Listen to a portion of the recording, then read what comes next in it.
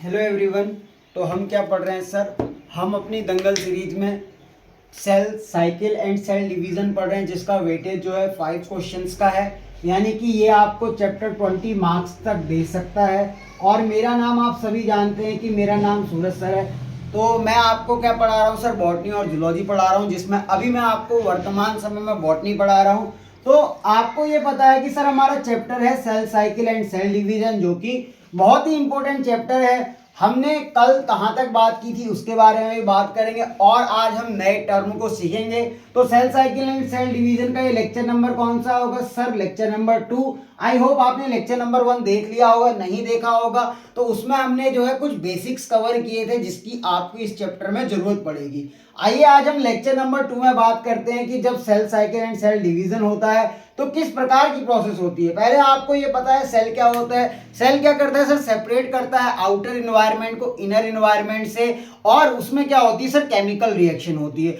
ये जो मेम्ब्रेन होती है, सेल मेम्ब्रेन, ये मेड अप ऑफ लिपिड होती है, और लिपिड में भी कौन सा सर? फॉस्फोलिपिड होती है। और आपको पता है कि ऑल लिविंग सेल्स में क्या होती है सर? Cell membrane. अगर आपसे पूछा जाए डेड सेल में क्या सेल मेम्ब्रेन पाई जाती है, तो आपका आंसर है नो। और क्या होता है ना सर, वो सेल क्या करता है? इंफॉर्मेशन स्टोर करता है, जिसमें उसे मिलियंस ऑफ ईयर लग जाते हैं। और क्या होता है ना सर, वो डीएनए में इंफॉर्मेशन स्टोर होती है। ये आपको पता था कल के लेक्चर में। और हमने बात की थी सर प्रोकैरियोटिक सेल्स की और यूकैरियोटिक सेल्स की। तो प्रोकैरियोटिक सेल क्या होता है? जिसमें डीएनए जो होता है नेकेड पाया जाता है, यानी किसी चैम्बर में नहीं पाया जाता। और यूकैरियोटिक में क्या होता है सर? चैम्बर्स बने होते हैं। ये चीजें पढ़ ली थी। आज हम बात करते हैं किसके बारे में? तो उधर ही से शुरू करते हैं, 2 टाइप ऑफ सेल से लेके और आगे आज हम जाएंगे आगे तक। तो 2 टाइप ऑफ सेल्स में क्या है सर? इसमें होते हैं, एक तो होता है हमारा प्रोकैरियोटिक सेल, जिसको हम कहते हैं क्या? Prokaryotic cell. और दूसरा होता है हमारा यूकैरियोटिक सेल। तो बात करेंगे जब हम प्रोकैरियोटिक सेल की और यूकैरियोटिक सेल की, तो हमें इसमें क्या समझना है सर? हमें यह पता है कि प्रोकैरियोटिक सेल में क्या होता है ना सर, अलग अलग चैम्बर नहीं पाए जाते। इसमें मान लो जैसे ये सेल है, उसमें क्या पाया जाएगा सर? डीएनए पाया जाएगा, जिसको न्यूक्लियोइड भी कहेंगे। तो ये देखो इस प्रकार से क्या है सर? डीएनए पाया जा रहा है। तो ये क्या करता है ना सर, डीएनए इज साइटोप्लाज्म होता है। मतलब डीएनए कोई भी एक चैम्बर में नहीं पाया जाता, ये किस में होता है सर? साइटोप्लाज्म में होता है। अब आपको ये मैंने कल के लेक्चर में बता दिया था। अब इसमें होता क्या है कि ये डीएनए अपने को रेप्लिकेट करता है, डुप्लीकेट करता है, ताकि वो अपनी इंफॉर्मेशन जो है स्टोर कर सके दूसरी चीजों में। क्योंकि इसमें होता क्या है ना सेल डिवीजन में, यहाँ के सेल डिवीजन ऐसी होती है कि मान लो ये 2 सेल बन रहे हैं, तो इन दोनों सेलों में क्या जाएगा सर? जो जेनेटिक मटेरियल है, जिसमें इंफॉर्मेशन स्टोर है ना, वो पास होगी सर। तो डीएनए क्या करेगा? पहले डीएनए डुप्लीकेशन होगा, फिर सेल डिवाइड करेगा। मतलब इससे भी पहले एक स्टेज ये आएगी ना सर कि इस सेल में ऐसा होगा कि डीएनए ने अपनी डुप्लीकेशन कर ली और डीएनए 2 पार्ट्स में बन गया। मतलब डीएनए क्या हो गया? डुप्लीकेट हो गया। फिर क्या होगा? सेल में फरो जैसी बनेगी, और लास्ट में क्या होगा ना सर, सेल सीधा डिवाइड कर जाएगा और 2 सेल बन जाएंगे। ठीक हो गया। और दोनों में क्या हो जाएगी सर? इंफॉर्मेशन हो जाएगी। मतलब आपको क्या समझ में आया कि जो प्रोकैरियोटिक टाइप की सेल डिवीजन होती है, वो बेसिक सेल डिवीजन फॉलो करती है। उसमें होता क्या है ना सर कि सबसे पहले प्रोकैरियोटिक सेल में जो डीएनए पाया जाता है, वो साइटोप्लाज्म में पाया जाता है। मतलब कि डीएनए कैसा होता है सर? नेकेड होता है। होता क्या है कि डीएनए ने अपने को डुप्लीकेट किया, यानी डीएनए का रेप्लिकेशन हुआ। डीएनए के रेप्लिकेशन होने के साथ साथ सेल में फरो बनने लगी। अब क्या हुआ ना, एक समय ऐसा आया कि जो जेनेटिक इंफॉर्मेशन है वो दोनों सेलों में बढ़ गई, तो इसको बोला sir cell division prokaryotic cell में। अब कई जमाने पहले, यानी आज से कुछ साल पहले, जब दिनेश, रमेश, सुरेश की बुक आया करती थी, तो इस टर्म को क्या कहते थे सर? ए माइटोसिस कहते थे। तो अब आपको ए माइटोसिस पढ़ने की कोई जरूरत नहीं है, क्योंकि अब जो है हमें दिनेश, सुरेश, रमेश की बुक पढ़ने से कोई मतलब नहीं है।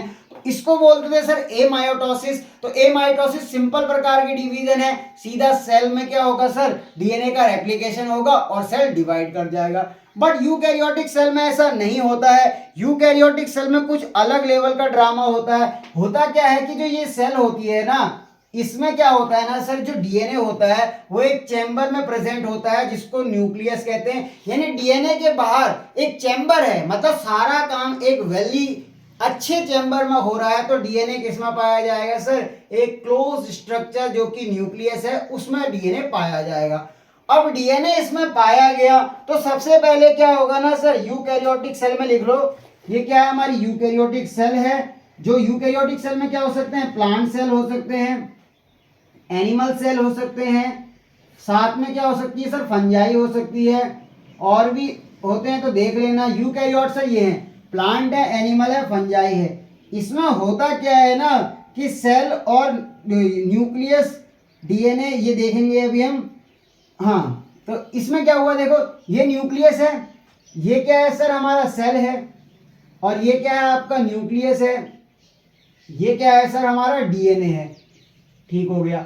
अब इसमें क्या होता है कि डीएनए डबल होता है एक क्लोज चैम्बर के अंदर, यानी इधर पे ऐसा होगा, ऐसा नहीं होगा, अलग तरीके से होगा। यानी क्या हुआ, इस डिब्बे के अंदर जो कि ये चैम्बर था इसमें क्या होगा सर, डीएनए का डुप्लीकेशन होगा। तो डीएनए अपने को रेप्लिकेट करेगा, ऐसे ऐसे डीएनए दो पार्ट्स में बन गया।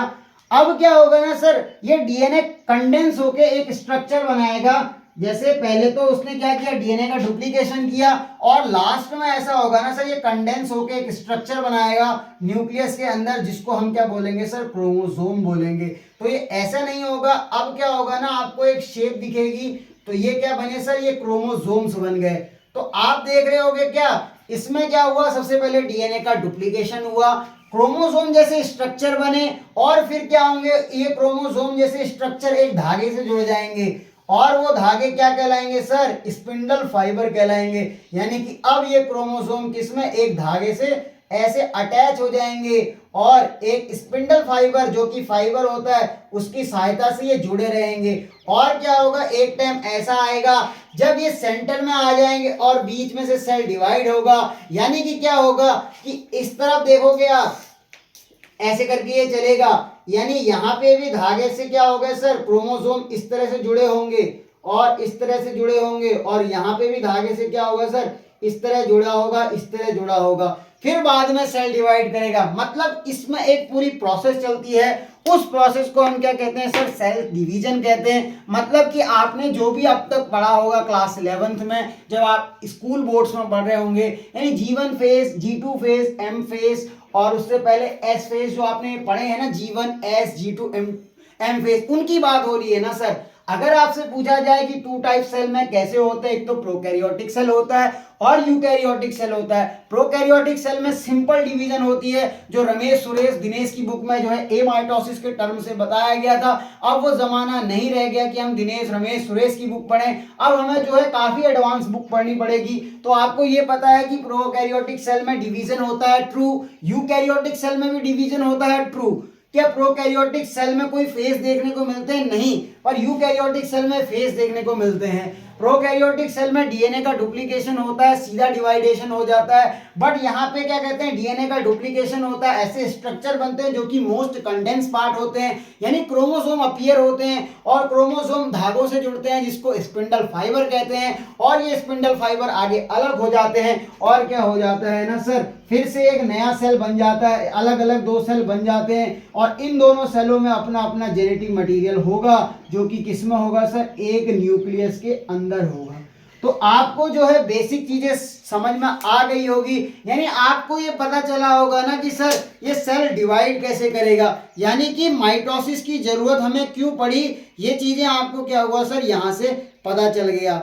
तो आप इन सबको नोट करो, फिर मैं आपको समझाता हूँ क्या, डीएनए के बारे में, क्रोमैटिन के बारे में, और क्रोमोसोम के बारे में। तो आपको ये बिल्कुल समझ में आया होगा कि क्या होता है sir cell cycle and cell division, क्यों प्रोकैरियोटिक की सेल डिवीजन अलग है यूकैरियोटिक की सेल डिवीजन से। तो क्या कोई क्वेश्चन कराना है?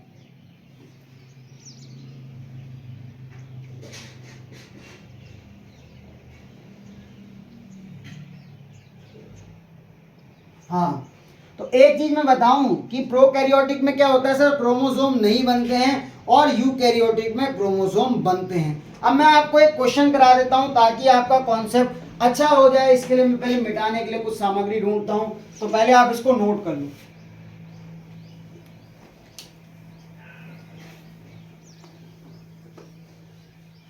तो क्वेश्चन लिखना आपको जो है तुरंत क्वेश्चन भी कराए जाएंगे ताकि आपका कॉन्सेप्ट क्या हो जाए, बहुत ही स्ट्रांग हो जाए और आपको ऐसा ना लगे कि सर ये बहुत ही बेसिक जा रहा है। क्योंकि 3 तरह के बच्चे होते हैं। पहले बच्चे क्या होते हैं सर, जिन्होंने 11th-12th में बहुत अच्छे से पढ़ाई की है। कुछ ऐसे होते हैं जिन्होंने 12th अच्छे से पढ़ा पर 11th बेकार थी। और कुछ ऐसे होते हैं कि जिन्होंने बाद में सोचा, यानी बीएससी में आके सोचा कि हम जो है, या फिर किसी एग्जाम में तैयारी करते करते ये सोच लिया कि हमें तो सर नीट देना था पर हमने काफ़ी गलती कर दी। तो आप उस गलती को मत याद कीजिए जो आपने कई साल पहले कर दी है। वर्तमान समय में अगर आप पढ़ रहे हैं तो आप ये सोचो कि अब वो गलतियां हम नहीं दोहराएंगे जो हमने पास्ट में कर दी हैं। तो पास्ट को भूल जाओ, प्रेजेंट पे ध्यान दो, फ्यूचर अपने आप अच्छा हो जाएगा। तो क्वेश्चन आप क्या लिखोगे, सबसे पहला आपके सामने क्वेश्चन आ रहा है। क्या क्वेश्चन आ रहा है? तो क्वेश्चन नंबर 1 लिखो, spindle fibres absent in, spindle fibre absent in.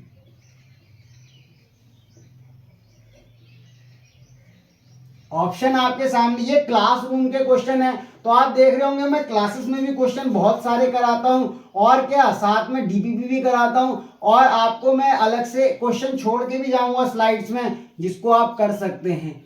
B आपसे पहला है मेरिस्टेमेटिक सेल, दूसरा है हमारा एमीबा, एनाबीना लिखते हैं, एमीबा तो क्या लिखोगे, एनाबीना, और तीसरा सी हमारा क्या है, bone marrow cell, bone marrow cell, और चौथा क्या है सर हमारा yeast cell, D yeast cell. तो आपको पूछ रहा है कि स्पिंडल फाइबर एब्सेंट इन, तो ये जैसे ही आपने ये सुना कि स्पिंडल फाइबर एब्सेंट बोल रहा है तो स्पिंडल फाइबर सर किस में नहीं बनते, प्रोकैरियोट्स में नहीं बनते, यानी प्रिमिटिव टाइप ऑफ सेल्स में जो है स्पिंडल फाइबर का फॉर्मेशन नहीं होता। यूकैरियोट्स के केस में क्या होता है सर, क्रोमोसोम बनते हैं। अगर क्रोमोसोम बने तो उनको अटैच करने के लिए कुछ धागे बनेंगे, उन धागे को क्या कहते हैं सर, स्पिंडल फाइबर। तो स्पिंडल फाइबर किसका कैरेक्टरिस्टिक फीचर होगा सर, यूकैरियोट्स का। तो हमें पूछा है स्पिंडल फाइबर एब्सेंट इन, तो हमें क्या ढूंढना होगा सर, बैक्टीरिया ढूंढना होगा या प्रिमिटिव प्रोकैरियोटिक सेल ढूंढने होंगे जिसमें जो है स्पिंडल फाइबर नहीं होंगे। तो पहला आपसे बोल रहा है मेरिस्टेमेटिक सेल, ये होते हैं प्लांट सेल, और प्लांट क्या होता है मैंने आपको बताया था, यूकैरियोट। तो यूकैरियोट के किंगडम कौन कौन से होते हैं एक बार आप लिख लो, जब आप आर.एच. व्हिटेकर का क्लासिफिकेशन पढ़ रहे थे। तो यूकैरियोट में होता है एक तो हमारा फंजाई, और क्या होता है सर, प्लांटेई, और क्या होता है सर, एनिमेलिया। तो ये कहाँ होते हैं सर, यूकैरियोट में। और आपसे बोला है कि मेरिस्टेमेटिक सेल जो कि प्लांट सेल है, और प्लांट सेल क्या होगा सर, यूकैरियोट, तो ये इसका आंसर नहीं हो सकता।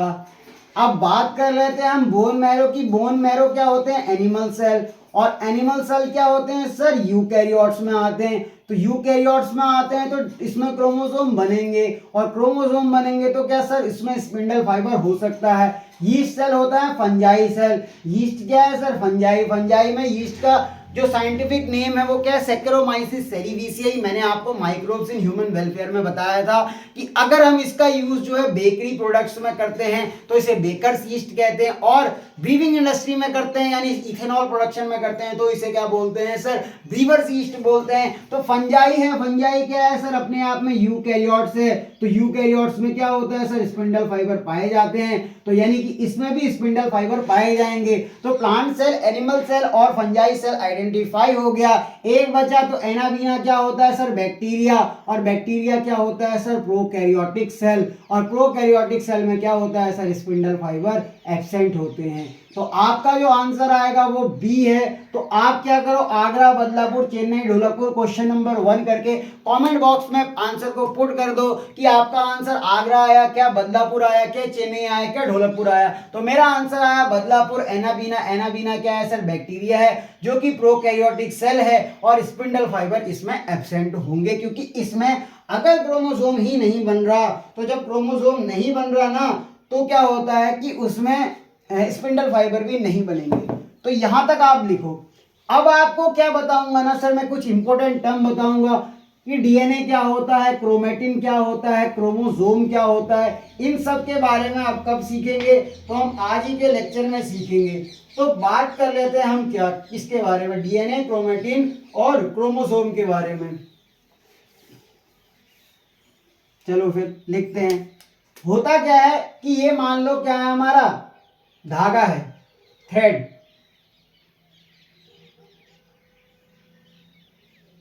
ये क्या है सर, थ्रेड है जिसको बोला डीएनए। तो देखने से आपको पता चल रहा है क्या सर, ये डबल स्ट्रैंडेड है। हाँ ये डबल स्ट्रैंडेड है। तो डीएनए कैसा है हमारा सर, डबल स्ट्रैंडेड है। ये तो बहुत बढ़िया हो गया। यानी डीएनए क्या है सर, डबल स्ट्रैंडेड है। और क्या है, थ्रेड लाइक है, मतलब क्या है, धागे के समान है। तो आप लिख सकते हो थ्रेड लाइक। चिड़िया की चहचहाट भी आपको सुनाई दे रही होगी, सुबह का समय है, बहुत मजा आ रहा है आपको। और ये क्या करता है सर, स्टोर करता है इंफॉर्मेशन को। तो आपसे पूछ रहे डीएनए के बारे में कुछ बताओ, तो मैंने आपको बताया था जो सेल होता है ना सर, वो इंफॉर्मेशन को इवॉल्व करता है, यानी इंफॉर्मेशन को इकट्ठा करता है किसके फॉर्म में, तो वो इंफॉर्मेशन को स्टोर करता है डीएनए की फॉर्म में। डीएनए होता क्या है, ये डबल स्ट्रैंडेड होता है, थ्रेड लाइक स्ट्रक्चर होता है जिसमें कि स्टोर होती है इंफॉर्मेशन। अब क्या है, आप ये भी जानते हो कि जो यूकैरियोटिक सेल होता है वो छोटा तो होता है, मतलब बड़ा होता है, पर ऐसा नहीं, पर फिर भी छोटा होता है। और डीएनए की लेंथ कितनी होती है सर, 2.2 मीटर। अगर मैं आपसे कहूं कि आपके प्रत्येक सेल में क्या पाया जाएगा सर, हमारे प्रत्येक सेल में डीएनए पाया जाएगा। तो डीएनए की लंबाई कितनी होती है सर, डीएनए की लंबाई बहुत ज्यादा होती है, 2.2 मीटर होती है। मान लो ये एक धागा है जिसकी लंबाई 2.2 मीटर है, वैसे तो ये है नहीं 2.2 मीटर का, पर ये धागा मान लो इतना बड़ा है 2.2 मीटर में। और ये किस में होता है सर, न्यूक्लियस में होता है। तो डीएनए की लंबाई मैं आपसे कहूं, आप कहां पता कर सकते हो इसकी लंबाई, जब आप मॉलिक्यूलर बेसिस ऑफ इनहेरिटेंस पढ़ोगे तो वहां ये पढ़ोगे कि सर डीएनए की लंबाई कितनी होती है सर, 2.2 मीटर की होती है। तो डीएनए क्या है, बहुत बड़ा है सर, 2.2 मीटर। और न्यूक्लियस का डायमेंशन कितना होता है सर, न्यूक्लियस का डायमेंशन होता है 10⁻⁻⁶। यानी जो न्यूक्लियस होता है वो काफी छोटा होता है यूकैरियोटिक सेल में। अब इस 10⁻⁻⁶ वाले पार्ट में, यानी इतनी सी जगह में हमें 2.2 मीटर का डीएनए रखना है। मतलब डीएनए मान लो इतना बड़ा है, इतना बड़ा, कितना बड़ा, इतना बड़ा, और ये बोर्ड से भी बड़ा है, देखो बहुत बड़ा डीएनए। और इतने बड़े डीएनए को मैं इसी जगह में रखना है, कितना सर, 10⁻⁻⁶ में। और प्रत्येक सेल में डीएनए होता है, और डीएनए कितना होगा सर, 2.2 मीटर। तो इतने बड़े डीएनए को हम इतनी जगह में कैसे रखेंगे, तो सर इसे क्या करना होगा, कंडेंस करना होगा। तो जैसे ही डीएनए कंडेंस होगा तो वो क्या होगा, कंडेंस होके एक स्ट्रक्चर बनाएगा जिसको हम क्या बोलते हैं सर, क्रोमैटिन। तो ये है हमारा क्रोमैटिन। अब आप वो हेडिंग लिखना क्रोमैटिन। तो क्या करोगे ना सर, इतने बड़े डीएनए को आप क्या करोगे, कंडेंस करना शुरू करोगे। ये स्टार्टिंग में मान लो डीएनए है, डीएनए क्या हुआ ना सर, कंडेंस होने लग गया। और कंडेंस होके उसने क्या बनाया सर, एक घना स्ट्रक्चर बनाया। घना स्ट्रक्चर को क्या बोला सर, क्रोमैटिन।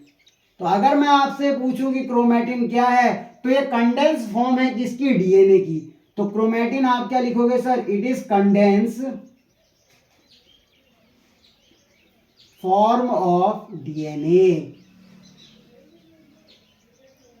तो पहले आपको डीएनए पता चला, डीएनए क्या था सर, थ्रेड था, लंबाई कितनी थी, 2.2 मीटर थी। उसकी जो क्या कहते हैं, काम क्या करता है सर, वो स्टोर करता है इंफॉर्मेशन को, डबल स्ट्रैंडेड होता है। और इतने बड़े डीएनए को इतनी सी जगह में रखने के लिए बहुत दिक्कत आएगी। अब क्या होगा कि डीएनए को कंडेंस होना पड़ेगा, यानी डीएनए को इकट्ठा करना पड़ेगा। ऐसा नहीं कि इतने बड़े डीएनए को हम इतनी जगह में लाएं और उसे खुला रख दें, तो वो तो कभी आएगा ही नहीं। हमारी हाइट से भी बड़ा, इस बोर्ड से भी बड़ा डीएनए सर हमारे अंदर पाया जाता है। और न्यूक्लियस तो साइज बहुत ही छोटा है, यानी 10⁻⁻⁶, जिसको माइक्रोमीटर भी आप कहते हैं। ठंड लग रही है, हाथ भी हल्के से कांप रहे हैं। तो 10⁻⁻⁶ मीटर के, यानी माइक्रोमीटर के डीएनए में रखना बहुत ही दिक्कत की बात है। तो डीएनए को क्या करना पड़ेगा सर, उसे कंडेंस होना पड़ेगा। तो डीएनए की जो कंडेंस फॉर्म होती है उसको क्या बोलते हैं सर, क्रोमैटिन बोलते हैं। और ये कंडेंस फॉर्म ऑफ डीएनए है जिसको क्रोमैटिन बोलते हैं। अगर आपसे पूछा जाए कि न्यूक्लियस में क्या पाया जाएगा, तो सर न्यूक्लियस में क्रोमैटिन पाया जाता है।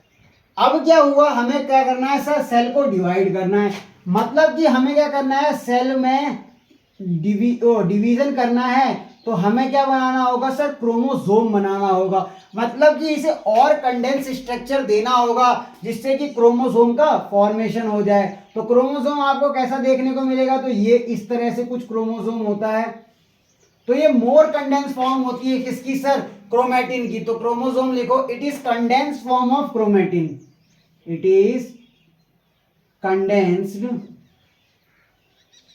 फॉर्म ऑफ क्रोमैटिन, यानी ये क्रोमैटिन की भी मोस्ट कंडेंस फॉर्म होती है। जैसे इसको आपको डिवाइड करना आसान है ना, आपने मान लो दो इक्वल पार्ट बना दिया और 20 से डिवाइड कर दिया, तो इसको आप आसानी से डिवाइड कर सकते हो। अब यहाँ थोड़ी आप डिवाइड कर सकते हो क्योंकि बीच में क्रोमैटिन भी है और डीएनए भी है, तो इसको मोर कंडेंस कर दिया। तो मोर कंडेंस करके क्या हुआ सर, ये हमारा डीएनए से क्रोमैटिन बना, क्रोमैटिन से क्रोमोसोम बना। मैं इसका आपको एग्जांपल भी दूंगा एक कपड़े के माध्यम से, तब तक मैं वो कपड़ा ले आऊं फिर आपको समझाता हूं।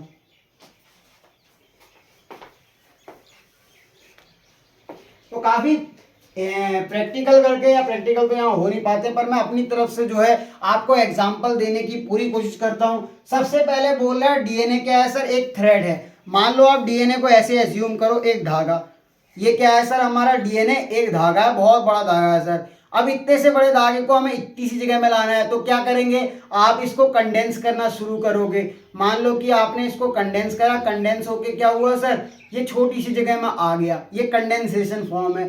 अब क्या करा, ये कंडेंस तो हो गया, पर हमें सेल को डिवाइड करना है, यानी इक्वल पार्ट में डिवाइड करना है। डीएनए एक धागा होता है, तो क्या करेंगे ना सर, अब हम इसे छोटे से पार्ट में बना देंगे, जिससे क्या करेंगे, क्रोमोसोम जैसे स्ट्रक्चर बनाएंगे। तो ऐसे स्ट्रक्चर छोटे छोटे क्या होंगे सर, सेल के अंदर बनते जाएंगे। अब कोई कहे कि इतने बड़े धागे से क्या एक ही क्रोमोसोम बनेगा, नहीं, हमारे क्या होती है, जो 46 क्रोमोसोम होते हैं प्रत्येक सेल में, यानी कि ये धागा जो है कंडेंस होके 46 क्रोमोसोम बनाएगा। इसका आप अच्छे से एग्जाम्पल क्या सोच सकते हो कि आप मान लो सोए हो बिस्तर में और ये आपने कोई चद्दर ओढ़ रखा है। मान लो मैंने ये चद्दर ओढ़ लिया, अब ये चद्दर ओढ़ा तो पूरा शरीर को ढक रहा है मान लो, पर आप सुबह जब उठोगे इस चद्दर से मुंह को निकालोगे तो आप क्या करोगे, ऐसे ही छोड़ दोगे क्या बिस्तर में, नहीं, ऐसे नहीं छोड़ना है सर, हम क्या करेंगे, उसको पैक करेंगे, यानी लथ्या देंगे बिस्तर को। तो हमने जब इसको पैक किया तो ये कैसा होगा सर, ये पैक करने के बाद देखो थोड़ी सी कम जगह में आ गया, तो अब इतना बड़ा भाग को आपने बिस्तर में ऐसे रख दिया, तो ये क्या हो गया सर, क्रोमैटिन हो गया। तो क्रोमैटिन क्या हुआ सर, डीएनए की कंडेंस फॉर्म हुई, पर हमें सेल को डिवाइड करना है और कम जगह पे रखना है, यानी कि अब क्या होगा, इस क्रोमैटिन की भी फर्दर कंडेंसेशन होगी और ये कंडेंस होके क्या बनाएगा सर,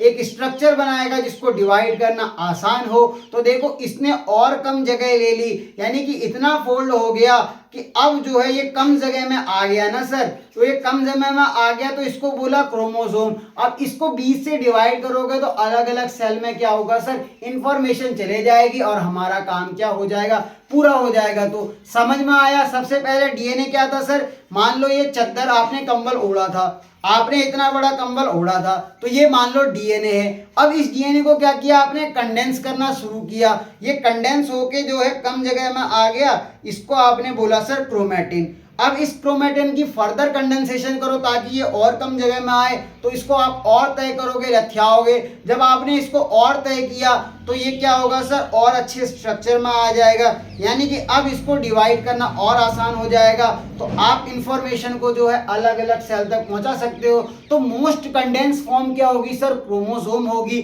और डीएनए की कंडेंस फॉर्म क्या होगी सर, क्रोमैटिन होगी। तो आपको जो है पता चला कि आखिरकार क्या अंतर होता है डीएनए में, क्रोमैटिन में और क्रोमोसोम में। आपको मैंने बहुत अच्छे से बताने की कोशिश की है। इसमें मैं एक चीज और बताता हूं, क्या ये जो क्रोमोसोम होता है ना, अगर एक क्रोमोसोम है तो वो क्या जुड़ा है, कॉमन सेंट्रोमियर से। तो अगर ये इस तरह का जुड़ा हुआ है तो इसको क्रोमोसोम बोलेंगे, और ये जिससे जुड़ा होता है उसको बोलते हैं क्या सर, सेंट्रोमियर। इसको क्या बोलते हैं, सेंट्रोमियर। और यहां से लेकर यहां तक, जिसको मैं ये नीले रंग से इंडिकेट कर रहा हूं, इसको बोलते हैं सर सिस्टर इसको बोलते हैं क्रोमैटिड। इस पूरे पार्ट को क्या बोलते हैं सर, क्रोमैटिड। क्रोमैटिड, जिसको मैंने ब्लू पेन से इंडिकेट किया है एक तरफ, तो ये पूरा भाग क्या है सर, क्रोमैटिड। और जो ये दूसरा वाला दिख रहा है ना, जिसको मैं रेड मार्कर से इंडिकेट कर रहा हूं, ये भी क्या है सर, क्रोमैटिड। ये पूरा अपने में क्या है सर, एक पार्ट, यहां से यहां तक, यहां से यहां तक, ये क्या है सर, क्रोमैटिड। यानी कि एक जो क्रोमोसोम है उसमें सिंगल क्रोमेटिड भी हो सकता है। अभी आपको मैं जब क्रोमोसोम का स्ट्रक्चर बताऊंगा तो मैं आपको समझाऊंगा कि क्रोमोसोम सिंगल भी हो सकता है और डबल भी हो सकता है। तो क्रोमोसोम में इस वाले पार्ट से लेकर यहाँ तक को बोलते हैं क्रोमेटिड, और ये जो रेड से दिखा है इस वाले पार्ट से लेकर यहाँ तक को बोलते हैं क्रोमेटिड। अब इनका जो है सेंट्रोमियर कॉमन है, यानी कि एक ही सेंट्रोमियर पे दो क्रोमेटिड जुड़े हुए हैं, इसलिए इसको टुगेदर क्या बोलते हैं सर, इन दोनों को बोलते हैं सिस्टर क्रोमेटिड। क्या बोलते हैं सर, सिस्टर क्रोमेटिड।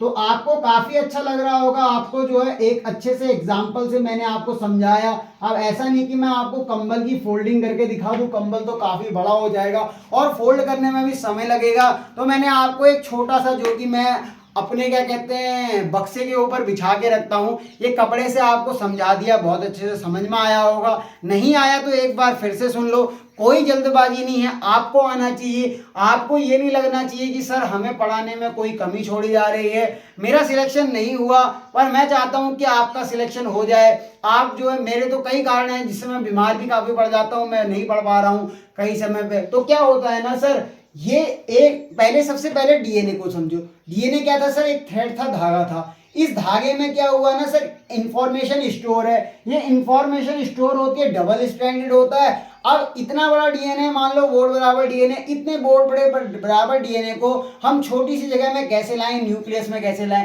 क्योंकि न्यूक्लियस का जो डायमेंशन है वो 10⁻⁻⁶ होता है। अब आपसे कोई पूछे क्रोमेटिन क्या है, तो क्रोमेटिन क्या होता है सर, डीएनए की कंडेंस फॉर्म है जिससे उसे कम जगह में लाया जा सकता है।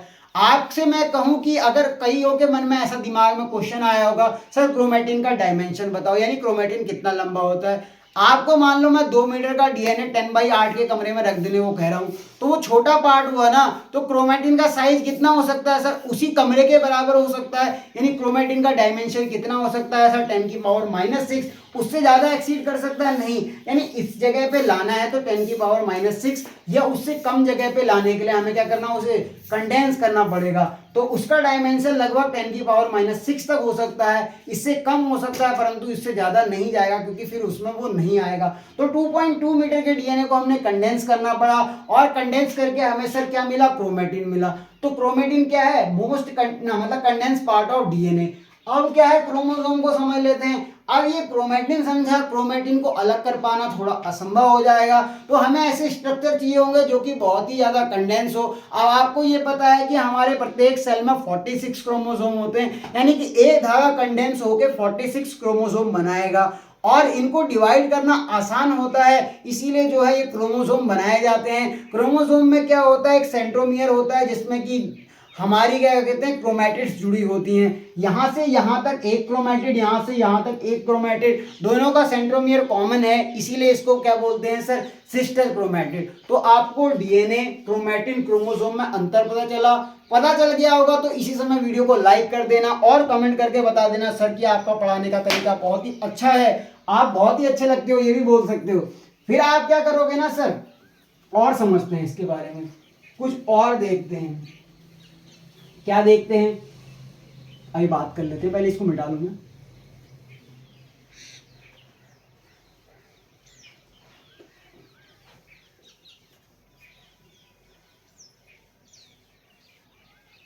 फिर कुछ क्वेश्चन भी करेंगे, फिर क्लास को एंड भी करेंगे, क्योंकि ऐसा नहीं कि बहुत लंबा लेक्चर मैं यहीं दे दूं, फिर तो आधे डर के मारे बैठ जाएंगे। अभी आपको जो है बेसिक से समझना है। 1 शॉट का टाइम भी आएगा। 1 शॉट का टाइम कब आएगा सर, जब एग्जाम को सिर्फ 2 महीने होंगे।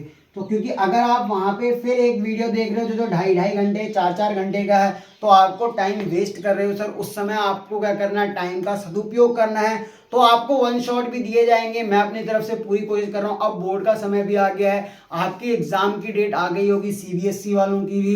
तो उसके क्या होता है ना, 1 मंथ बाद आपको 1 मंथ के तक प्रैक्टिस करने को मौका दिया जाता है, ताकि आप नीट को भी प्रैक्टिस कर सको। तो आपका एग्जाम जैसे ही हो जाएगा तो आपको 1 शॉट पे आ जाना है। फिर आपको ये समझना है कि हमारा सिलेबस किस तरह से हम क्या कर सकते हैं सर, कंपाइल कर सकते हैं। तो मैं क्या बता रहा था आपको, डीएनए, क्रोमेटिन और क्रोमोसोम के बारे में बता रहा था। अब क्या हुआ ना सर, ये थ्रेड था, ये था थ्रेड, ये धागा है। अब इसको कंडेंस करना है, तो कंडेंस करने के लिए कुछ क्या होंगे सर, कुछ ऐसे प्रोटीन होंगे जो इसको रैप कर सके, मतलब कि इसको कंडेंस कर सके। तो आपने वो देखा है सर, जैसे पतंग उड़ाते हैं तो एक मांझा होता है ना, धागा, तो पतंग उड़ाते वक्त जो मांझा होता है उसको एक लकड़ी में लपेट के रखते हैं। मांझा तो बहुत बड़ा होता है, यानी अगर आप धागा देखें तो बहुत ज़्यादा लंबा हो जाएगा। इतने लंबे धागे को ऐसा थोड़ी कि हम हाथ में ले लेके फिरेंगे पतंग उड़ाने के, ऐसा नहीं होता है। उसे क्या करते हैं, एक लकड़ी वाले या कोई भी ऐसा स्ट्रक्चर लाते हैं जिसमें उसको रैप करके रखते हैं, यानी लपेट के रखते हैं। तो लपेट के क्या करता है ना सर, कम जगह में एक्वायर कर लेता है, यानी उस जगह पे वो आ जाता है। तो उसे क्या चाहिए ना सर, कम जगह चाहिए जिससे क्या हो सके, वो एक छोटी सी जगह में आ जाए। तो यहाँ पे क्या होता है ना, डीएनए को छोटी सी जगह में आने के लिए, अब ऐसा नहीं कि वो खुद आ जाएगा, कुछ प्रोटीन्स की जरूरत होती है जिसपे हम डीएनए को रैप करते हैं या डीएनए को जो है इकट्ठा करते हैं। तो कुछ प्रोटीन यहाँ पे हेल्प करती हैं जो कि क्या कहलाती हैं सर, हिस्टोन प्रोटीन कहलाती हैं। तो आपसे पूछा जाए डीएनए किस में रैप होता है सर, हिस्टोन प्रोटीन में। और हिस्टोन प्रोटीन क्या करती है, ये हेल्प करती है पैकेजिंग में, हिस्टोन प्रोटीन। और इसका काम क्या है सर, हेल्प इन पैकेजिंग या रेप्लिक ना हो, क्या कहते हैं उसे, क्या कह सकते हैं, कंडेंसेशन में, हेल्प इन पैकेजिंग। तो जो ये हिस्टोन प्रोटीन होती है वो किस में काम करती है सर, पैकेजिंग में। अब मैं आपको एक चीज बताऊं कि डीएनए क्या होता है ना सर, आपने ये पढ़ा होगा कुछ क्लासों में, छोटी क्लासेस में, डीएनए के ऊपर चार्ज कौन सा होता है। तो पहले तो ये बता दो डीएनए के ऊपर चार्ज कौन सा होता है। आप अपने इस समय वीडियो को पॉज करो, अब लाइव होता तो आप क्या करते सर, कमेंट कर देते और कमेंट करके बता देते। पर अभी लाइव का समय नहीं है, क्योंकि अभी मेरी जो यूट्यूब फैमिली है वो इतनी बड़ी नहीं है कि मैं लाइव लेक्चर्स लूँ और जो है उसमें इंटरेक्ट कर सकूँ। जब मेरी जो यूट्यूब फैमिली काफ़ी बड़ी हो जाएगी, जब मुझे लगेगा कि अब इंटरेक्शन का समय आ गया, अब हम लाइव टू लाइव पढ़ सकते हैं, यानी आपस में बात करके पढ़ सकते हैं, तब मैं जो है लाइव भी आऊँगा। उसके लिए आपको इंतजार करना होगा। अभी मेरे अंदर इतनी क्षमता कह सकते हो या कुछ भी कह सकते हो कि मैं लाइव आ सकूं, और मेरे पास मान लो 2-4 बच्चे, उनसे मैं क्या इंटरेक्ट करूंगा, वो भी बोर होके चले जाएंगे। तो आपको क्या करना है सर, ये पता लगाना है कि डीएनए का चार्ज कौन सा होता है। अगर आपको पता चल गया तो कमेंट कर दो, डीएनए पे चार्ज होता है सर नेगेटिव। तो नेगेटिव चीज को रैप करना किस पे आसान होगा, मान लो अगर सेम चार्जेस हो तो वो आपस में रिपेल करते हैं। तो अगर मान लो डीएनए का चार्ज भी नेगेटिव है और हिस्टोन प्रोटीन का भी चार्ज नेगेटिव है, तो उसमें रैप करना तो बहुत मुश्किल हो जाएगा, वो आपस से मैक्सिमम दूरी में जाने की कोशिश करेंगे। तो ये नेगेटिव पार्ट है, तो इसको आपको किस में अगर चिपका के रखना है तो पॉजिटिव पार्ट में रखना होगा। यानी डीएनए का चार्ज अगर नेगेटिव है तो हिस्टोन का चार्ज क्या होगा सर, पॉजिटिव, यानी बेसिक कैरेक्टर वो शो करेगा। तो बेसिक कैरेक्टर अगर वो शो करेगा तो हिस्टोन कैसी होगी सर, बेसिक प्रोटीन होगी जिसमें क्या होगा, डीएनए रैप होगा। अब मैं और चीज बताता हूं कि जब ये डीएनए इकट्ठा हुआ तो इसको बोलेंगे सर हम क्रोमैटिन। इसको क्या बोलेंगे सर, क्रोमैटिन। और इसको क्या बोलेंगे सर, डीएनए। अब क्या होगा, ये और कंडेंस होगा, फर्दर कंडेंस होता जाएगा। तो ये कंडेंस होके और इकट्ठा होगा, इकट्ठा होगा, इकट्ठा होगा, इकट्ठा होगा, यानी कि क्या होगा सर, ये पास पास आके इकट्ठा होते रहेगा। ठीक हो गया। तो ये मान लो क्रोमैटिन ए है, ये क्रोमैटिन बी है। इसमें भी क्या होंगे सर, हिस्टोन पाए जाएंगे। पर आप क्या देख रहे हो, ये क्रोमैटिन थोड़ा कम कंडेंस है, ये क्रोमैटिन थोड़ा ज्यादा कंडेंस है। तो आपने देखा क्रोमैटिन में भी 2 वेरिएशन पाई जा रही है, एक कम कंडेंस पार्ट पाया जा रहा है और एक जो है और कंडेंस पार्ट पाया जा रहा है। इसको बोलते हैं ना सर, जो कम कंडेंस पार्ट होता है क्रोमैटिन का, इसको बोलते हैं यूक्रोमैटिन, यूक्रोमैटिन। और जो ज्यादा कंडेंस पार्ट होता है उसको क्या बोलते हैं सर, हेटेरोक्रोमैटिन। इसको क्या बोलते हैं, हेटेरोक्रोमैटिन। तो देखो आपको क्रोमैटिन में भी वेरिएशन दिखाई दे रहा है। क्या वेरिएशन दिखाई दे रहा है सर, क्रोमैटिन भी कंडेंस पार्ट है, पर उसमें भी जो है 2 प्रकार की क्रोमैटिन होती है, एक होती है यूक्रोमैटिन, एक होती है हेटेरोक्रोमैटिन। तो आपसे पूछा जाए कि डीएनए क्या है सर, डीएनए एक थ्रेड होता है जो कि डबल स्ट्रैंडेड होता है। क्रोमैटिन क्या होती है, कंडेंस पार्ट ऑफ डीएनए होता है। जब डीएनए कंडेंस होता है तो अगर वो कम कंडेंस है तो उसको बोलते हैं सर क्रोमैटिन में यूक्रोमैटिन, और अगर डीएनए और ज्यादा कंडेंस होने लग गया तो उसको बोलते हैं क्या सर, हेटेरोक्रोमैटिन। तो आपसे पूछा जाए कि यूक्रोमैटिन, हेटेरोक्रोमैटिन, डीएनए में से कौन ज्यादा कंडेंस है, तो सर हेटेरोक्रोमैटिन ज्यादा मतलब कंडेंस है कंपैरिजन टू क्रोमैटिन, और क्रोमैटिन ज्यादा कंडेंस है सर डीएनए से। अब क्या हुआ, हमें सेल को डिवाइड करना है। तो सेल ऐसे तो डिवाइड करेगा नहीं, ये और कंडेंस होगा और क्या होगा ना सर, आगे जाके एक स्ट्रक्चर बनाएगा जिसको डिवाइड करना आसान हो सकेगा। तो इसको क्या बोलेंगे सर ना, इसको हम बोल देंगे क्रोमोसोम। तो इसने क्या किया, और कंडेंस हुआ। तो सबसे ज्यादा कंडेंस फॉर्म क्या है सर, सबसे ज्यादा कंडेंस फॉर्म है क्रोमोसोम। तो आप क्या लिख सकते हो, it is most condense form of DNA. तो क्रोमोसोम क्या है सर, मोस्ट कंडेंस फॉर्म क्या है डीएनए की।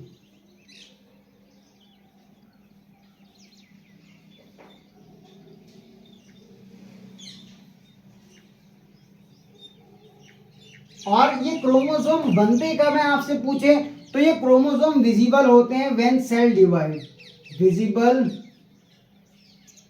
When cell divide.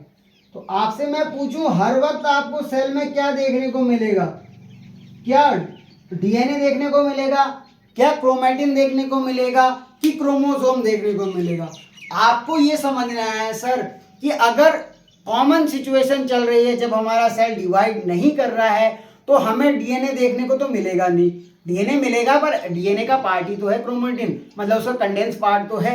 अगर हम डीएनए को खुला रख दें यानी डबल स्ट्रैंड की फॉर्म में, तो 2.2 मीटर उसका डायमेंशन है, तो 10 की पावर -6 में आएगा नहीं। तो हमें क्या मिलेगा ना सर, दैनिक जब हम देख रहे हैं तो हमें देखने को मिलेगा सर क्रोमैटिन। क्रोमैटिन क्या होता है, कंडेंस पार्ट ऑफ डीएनए।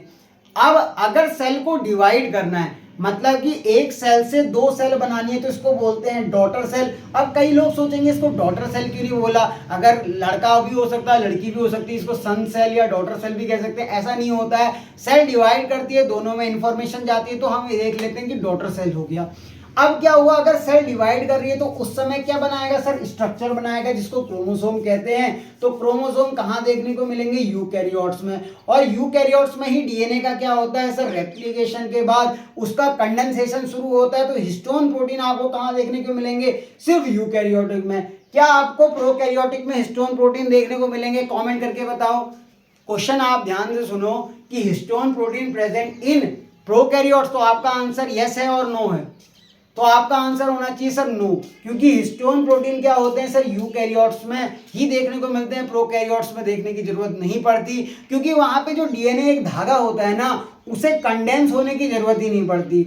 वहां पे क्रोमैटिन पाया जा सकता है पर उसमें हिस्टोन जैसी चीजें नहीं पाई जाती, क्योंकि डीएनए उसमें क्या होता है ना सर, डीएनए का रेप्लिकेशन होता है, डीएनए डुप्लीकेट करता है और उसके बाद क्या कर जाता है सर, सेल को डिवाइड होना पड़ता है। तो सेल वहां पे डायरेक्ट डिवाइड हो जाता है, वहां पे स्पिंडल फाइबर का भी फॉर्मेशन नहीं होता है। तो हिस्टोन प्रोटीन कहाँ देखने को मिलते हैं सर, यूकैरियोट्स में देखने को मिलते हैं। वहां पे कुछ और बेसिक प्रोटीन काम आती हैं जो डीएनए को थोड़ा सा रैप करने के काम आती है, तो उनको नॉन हिस्टोन प्रोटीन कहते हैं, हमें उसके बारे में पढ़ना नहीं है। अब कई लोग यहाँ पे कमेंट करेंगे कि सर हिस्टोन ऑक्टामर पढ़ा दो, तो हिस्टोन ऑक्टामर भी मैं आपको अभी नहीं पढ़ाऊंगा, इसका टाइम आएगा। तो हिस्टोन ऑक्टामर के लिए यहाँ पे कमेंट ना करें, cell cycle and cell division में तो आपको हिस्टोन तो चल गया सर, बेसिक प्रोटीन होती है। और अगर आपसे पूछा जाए बैक्टीरिया में क्रोमैटिन पाया जाता है, तो क्रोमैटिन की फॉर्म में पाया जा सकता है, पर उसका जो क्रोमैटिन होता है उसमें कंडेंस करने के लिए जो है नॉन हिस्टोन प्रोटीन होती है, उनका हमें अपने सिलेबस में कोई भी जिक्र नहीं है, तो उसको सिलेबस से बाहर मैं नहीं ले जाऊंगा,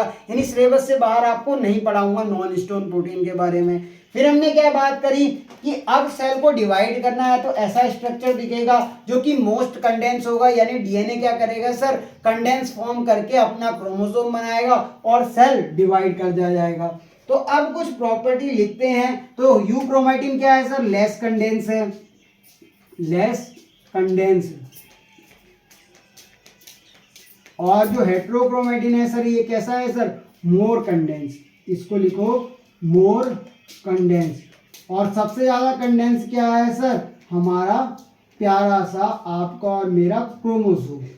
तो अब इसके बारे में कुछ पॉइंट लिख लेते हैं, फिर हम आज की क्लास को एंड करेंगे। तो आपको यहां तक समझ में आया, नोट करो इसे, फिर मैं कुछ लाइन लिखता हूं और आपको समझाता हूं।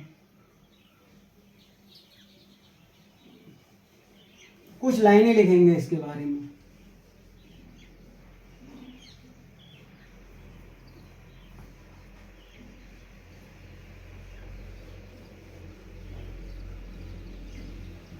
तो पहले इनकी नेमिंग कर लेते हैं एक बार, ताकि आपको अच्छे से समझ में आ जाए। तो ये क्या था सर, ये डीएनए था, ठीक है। ये क्रोमैटिन में कौन सा क्रोमैटिन था सर, यू क्रोमैटिन, ठीक हो गया। ये कौन सा क्रोमैटिन था सर, हेटेरोक्रोमैटिन, हेटेरोक्रोमैटिन। और ये क्या था सर, क्रोमोसोम था, जो कि मोस्ट कंडेंस था, क्रोमोसोम। और कब दिखता है सर, जब सेल डिवाइड करता है। अब आपको क्या पॉइंट लिखने हैं, डीएनए क्या है सर, वेरी लॉन्ग थ्रेड है, डीएनए वेरी लॉन्ग थ्रेड, मतलब डीएनए क्या है ना सर, एक बहुत बड़ा धागा है, तो न्यूक्लियस में आ नहीं पाएगा। तो क्या करोगे, inside nucleus,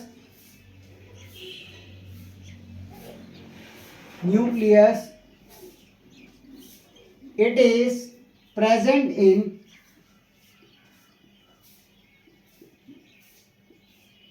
form of chromatin, यानी वो किसकी फॉर्म में देखने को मिलेगा सर, क्रोमैटिन की फॉर्म में। ये आपको ऑब्जर्वेशन अब लिखनी है, जो हमने पढ़ा उसकी ऑब्जर्वेशन नोट्स की फॉर्म में लिखेंगे। तो आपको सबसे पहले क्या देखना है, डीएनए वेरी लॉन्ग थ्रेड है, और डीएनए क्या होता है, इनसाइड न्यूक्लियस पाया जाता है। इतने बड़े धागे को जो है न्यूक्लियस में रख पाना संभव नहीं है, इसीलिए आपको इनसाइड न्यूक्लियस डीएनए किसकी फॉर्म में देखने को मिलेगा, तो सर डीएनए हमें देखने को मिलेगा क्रोमैटिन की फॉर्म में। नेक्स्ट पॉइंट आप क्या लिखोगे, with the help of histone, with the help of histone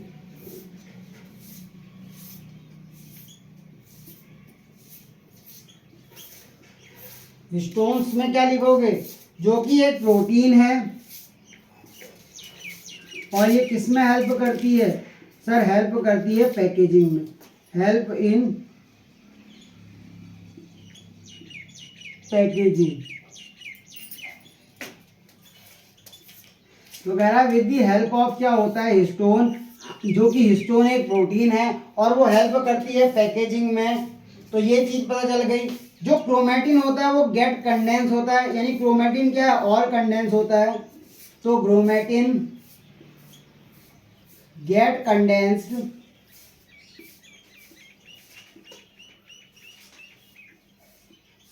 condensed into chromosome,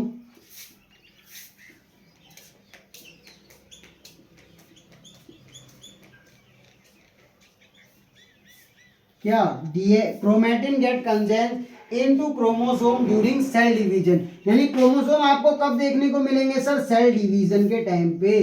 तो ड्यूरिंग सेल डिवीजन, ये तो बहुत बढ़िया हो गया सर। और क्या पॉइंट लिखोगे, और ये लिखोगे जो हिस्टोन प्रेजेंट होते हैं only in eukaryotic cell, histone जो कि एक बेसिक प्रोटीन होती है, हिस्टोन प्रेजेंट इन ओनली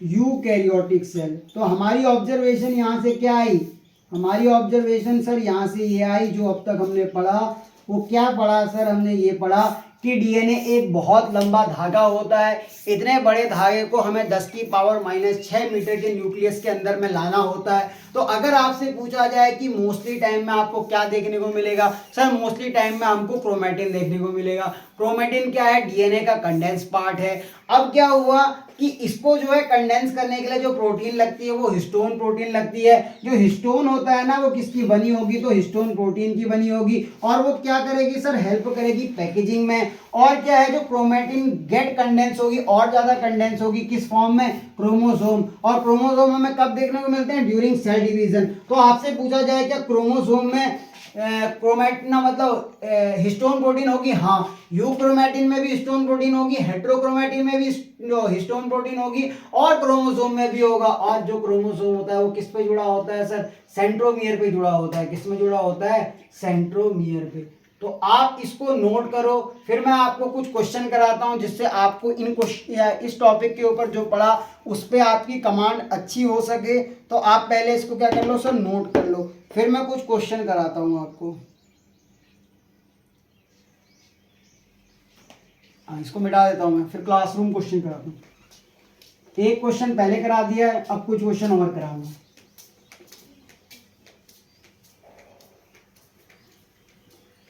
तो इन क्वेश्चंस को भी आप अपने नोट्स में लिख सकते हो, लिखना ही चाहिए, बहुत ही इंपॉर्टेंट क्वेश्चन है। आप देख रहे होंगे आपको किस लेवल से पढ़ाया जा रहा है। ऐसा नहीं कि आपको हवा में पढ़ा दे। मैं चाहता तो इसको आपको 2 से 3 लेक्चर में ख़त्म करके आगे बढ़ा देता, पर मैं ऐसा नहीं करूँगा, क्योंकि आपको जो है अच्छे से आगे बढ़ाना है, ना कि आपके बेसिक खराब कर दो। क्योंकि क्या होता है ना सर, आपको ट्रस्ट करना होगा किसी एक टीचर के ऊपर। ये नहीं कि सिर्फ मैं ही अच्छा पढ़ाता हूँ, मैं अपनी तारीफ करता हूँ, ऐसा नहीं होता है। क्योंकि मैंने भी ये किससे सीखा है, तो उन्होंने भी ये पढ़ा होगा कहीं से, उन्होंने किसी और से सीखा होगा। तो मैं क्या कर रहा हूँ सर, एक पास कर रहा हूँ इन्फॉर्मेशन को। मैं भी एक क्या काम कर रहा हूँ, डीएनए की तरह काम कर रहा हूँ। क्या कर रहा हूँ, इन्फॉर्मेशन को पास कर रहा हूँ। मैं भी एक सेल की तरह हूँ जिसने इन्फॉर्मेशन जो है इकट्ठा करी, कलेक्ट करी, उस इन्फॉर्मेशन को पास करने का काम करा। तो आप क्लासरूम क्वेश्चन में करोगे तो आप जो है क्लासरूम क्वेश्चन लिखो, हेडिंग लिखना है, ऐसे क्वेश्चन लिखना, क्लासरूम क्वेश्चन। जो हम क्लास में डिस्कस करते हैं उसको क्या बोलते हैं सर, क्लासरूम क्वेश्चंस बोलते हैं। मैं बोर्ड में अपना हाथ नहीं छुपा रहा हूँ, ठंड लग रही है, वैसा नहीं कि ग्लव्स पहन के वीडियो बनाऊं। तो क्या लिखोगे, क्वेश्चन नंबर 1 लिखो, histone are absent in. Histone किस में एब्सेंट होते हैं। ऑप्शन नंबर ए लिखो, क्या ऑप्शन नंबर ए है यीस्ट। ऑप्शन नंबर बी है क्या, बी है हमारा मसल सेल।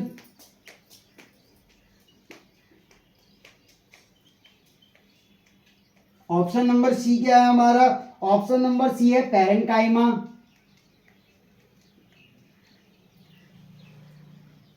और ऑप्शन नंबर डी है हमारा स्ट्रेप्टोकोकस।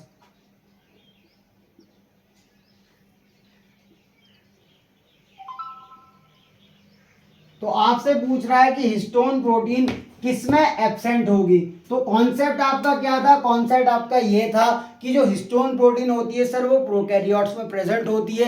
यूकैरियोट्स में क्या होता है ना सर, हिस्टोन प्रोटीन एब्सेंट होती है। अगर हिस्टोन प्रोटीन एब्सेंट होगी तो इसका मतलब वो कहाँ देखने को मिलेगा सर, हमें प्रोकैरियोटिक सेल में। तो आंसर में आपको क्या ढूंढना है सर, प्रोकैरियोटिक सेल। तो यीस्ट क्या था सर, यीस्ट हमारा था फंजाई का सेल जो कि यूकैरियोटिक होता है। मसल सेल हमारा अगेन सर क्या है, प्लांट सेल का है। तो ये भी क्या ना, मतलब एनिमल सेल है, तो ये क्या होगा सर, यूकैरियोटिक होगा। पैरेन्काइमा प्लांट सेल है, तो क्या होगा सर, यूकैरियोटिक होगा। तो स्ट्रेप्टोकोकस आप देखोगे तो ये क्या है सर, प्रोकैरियोटिक है। और प्रोकैरियोटिक है तो सर ये क्या होगा हमारा, ये होगा सर हमारा हिस्टोन प्रोटीन इसमें प्रेजेंट नहीं होगा। तो आपका आंसर होगा डी। तो ये क्वेश्चन नंबर 1 नहीं, सॉरी, ये क्वेश्चन नंबर 2 है, क्योंकि क्वेश्चन नंबर 1 हमने कर लिया था। इसका आंसर क्वेश्चन नंबर 2 करके आप कमेंट में दे सकते हो। क्वेश्चन नंबर 3 लिखो आप। क्वेश्चन नंबर 3 क्या कह रहा है। अब कुछ लोग कह रहे होंगे ये तो बहुत ही बेसिक है, इसको थोड़ा सा ऊपर उठाओ लेवल। तो वो क्वेश्चन के लेवल को ऊपर उठाते हैं। Few features are given. इस तरह के क्वेश्चन आपको बहुत कम कराते हैं, मुझे कराए थे हमारे सर ने। फ्यू फीचर्स आर गिवन, तो वो कौन से फीचर्स हैं। पहला है ए डीएनए रेप्लिकेशन,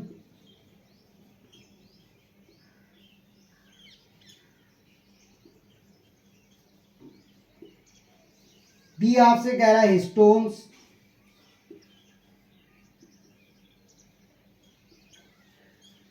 सी आपसे कह रहा है क्रोमोसोम विजिबल,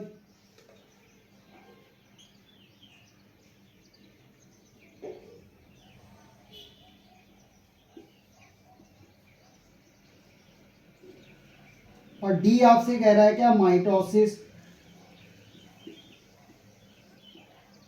और ई आपसे क्या कह रहा है सर, सेल डिवीजन।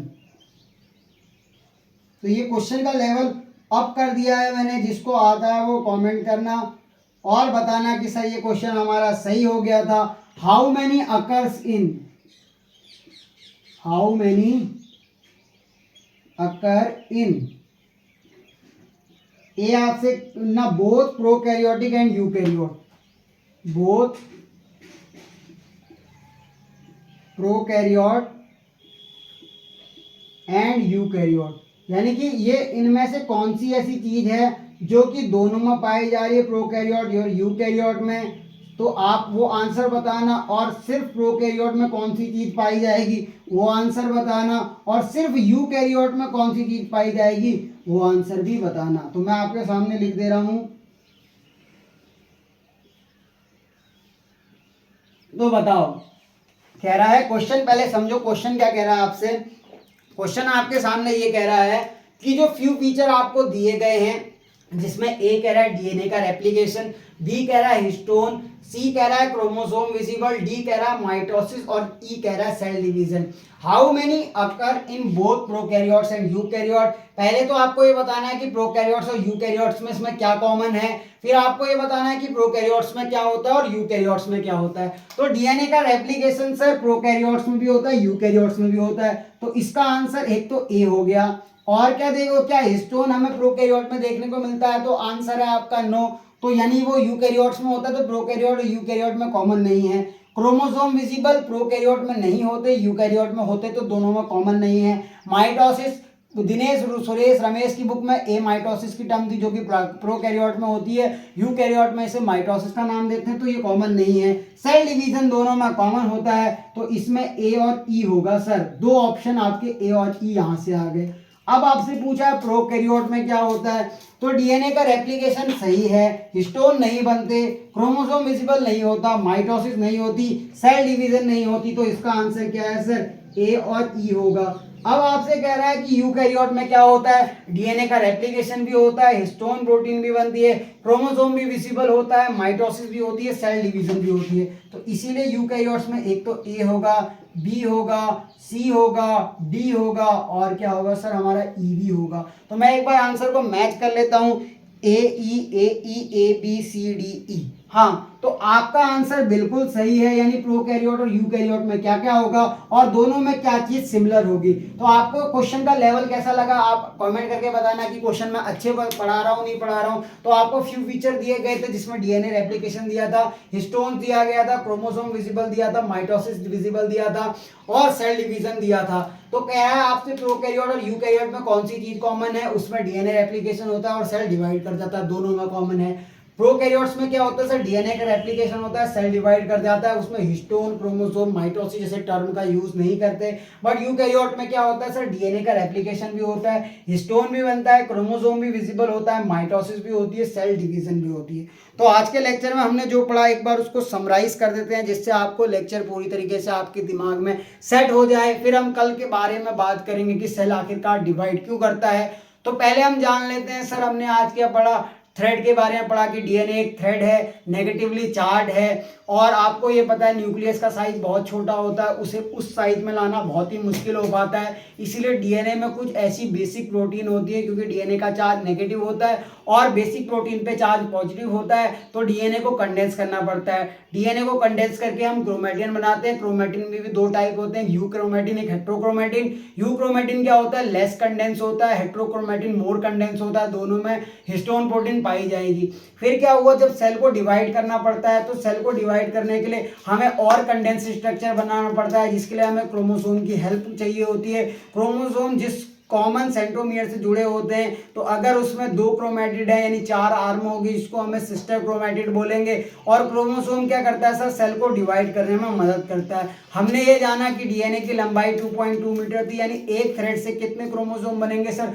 46 क्रोमोसोम बनेंगे। तो हमने ये पता लगाया कि हिस्टोन सिर्फ क्या पाया जाता है सर, यूकैरियोट्स में पाया जाता है, प्रोकैरियोट्स में एब्सेंट होता है। तो आपको ये पता चल गया कि यूकैरियोट्स में ही सर क्या पाया जाएगा, हिस्टोन पाया जाएगा।